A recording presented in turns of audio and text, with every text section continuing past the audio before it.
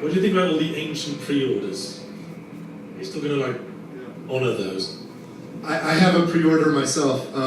It's really interesting. I think something should be done there. It's not entirely in my hands. That's like kind of between the retailers and the publisher. The retailers are the ones that sold the pre-orders originally. And you know, I guess you can find some ways to respect that practice. I mean, I like locking my purchasing. I pre-order games myself. But on the other hand, you know, for something like Duke, to go ahead and sell me a pre-order, I mean, I know how it works now. I know like when I'm sure, and I know what our communication's like on retailer side. So I think that those guys will discover that they've got a problem, that they have customers or people that have locked in interest long ago, and all of us that did that kind of feel like, how are you going to deal with us? Like, I put $5 down, or I bought the whole game. How are you going to deal with us? And I'd like to think that we're dealt with in some way. We've reached out. We've had conversations with our publishing partner, and there've been conversations with the retailers to try to find some way to do good on that. I'd love to do something awesome there, and I think there's some opportunities for that, but we don't know yet what we can do. And I also know it's a complicated problem because it's a worldwide problem. And some of the larger retailers, it's easier to deal with, like the big chains. But there's also a lot of mom and pop shops that I don't even know if they, how to interact with them. But something cool should be done there. I think like one of the easiest things that if Take-Two doesn't do it, I'm going to figure out a way to do it, is to have some kind of a contest to find who's got the oldest pre-order. Whoever has the oldest pre-order needs to get something epic. Like they need to be they're Oliver King, right? They bought in before any of us, and that guy needs to be. He also needs a hug, I think. He needs a hug, because anyway. Life-size statue of Duke. Yeah, right. That'd be cool. He needs that in his apartment. Any more questions? On the left here? Big game with Mission Multiplayer. Is this one back for Duke? Is the multiplayer coming back for DNF? I could not feel right in shipping Duke Nukem Forever without a competitive multiplayer mode. So there's a lot of effort going on there now. I don't want to talk about it because there's been so many promises with this game, and this is not like.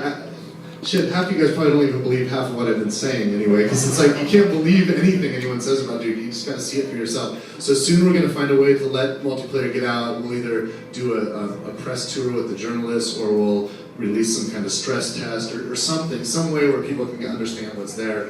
But I mean, for me, I have a lot of fond memories for myself. I want to shrink my buddies and step on them. I'm gonna freeze Yahtzee and break them into little pieces of ice. It's gonna be great. So we got to do that, or it's not going to feel complete. But it also, it has to be new too, and there's some great ideas there, and soon we'll be able to share those. How are we for time, by the way? 2 more questions? Good. First one, any more questions? At the back there? Release date. Have you got a quarter or a month? It's perfect. Yeah. What's this? This is the perfect question for Steve to answer. By the way, this is Steve Gibson. Did anybody ever read Shaq News? You guys know that? So Steve created Shaq News. He did, yes. He created it, and I love the site and I use it a lot. And he joined Gearbox. Gosh, over a year now, almost 2 years ago. And he's directs our marketing department. He's one of the vice presidents at Gearbox, and he is the perfect person to answer questions about release date. Steve, spin away.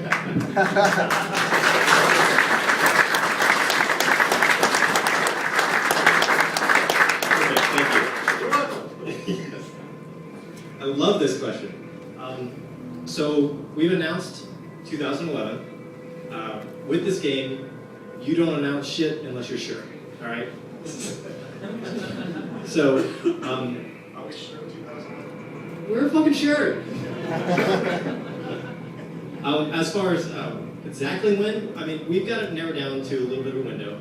But we're working with, because of the way we showed up with the game, we surprised everybody at PAX, as you guys probably saw. And when you do that, generally, when you're working on a game, the general situation is you work with the first parties, you work with the retailers, you work with a lot of people to start narrowing down that release window months and months in advance. So the way we did this though is that we surprised everyone. 2K Games actually, they notified retailers of the game, like re-emergence, the morning of PAX.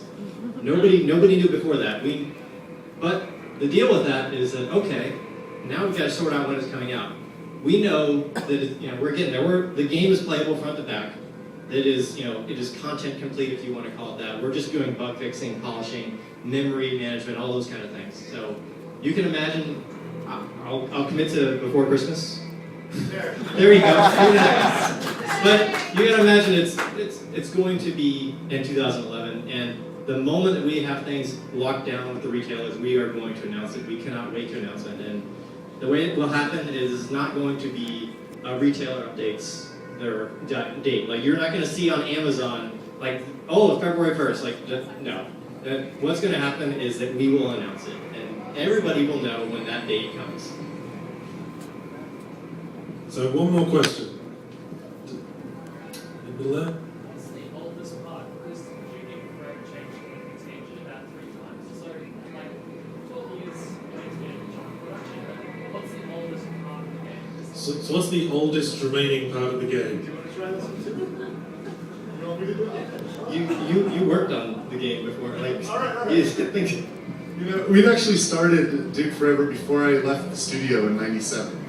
It actually had been in development about a year before I'd left. And what remains is the intent. The initial concept and vision that it's years after Duke saved the world in Duke 3D, he's on top of the world, he lives his luxurious life in Vegas, and that's when the aliens come back. So the concept is there. Now the concept has been adjusted a bit, but the concept's there. There's not a single bit of content or code from those first moments. I'd probably say anything tangible that's more than 4 years old doesn't exist. But a lot of things have been developed in iteration. And the one thing though, the one thing that has been preserved from beginning to end is George and Alan. And one of the reasons why Duke Nukem feels the way it feels is because of people. Everything in this world happens because people make them happen. And the style and the attitude and the personality and the designs are because of people. And those people have been with it, and they've never given up. And it's because of their passion and commitment that we're actually able to play today. So that's been the thing that's been carried through the most. Randy, Steve, thanks for joining us at Manabar.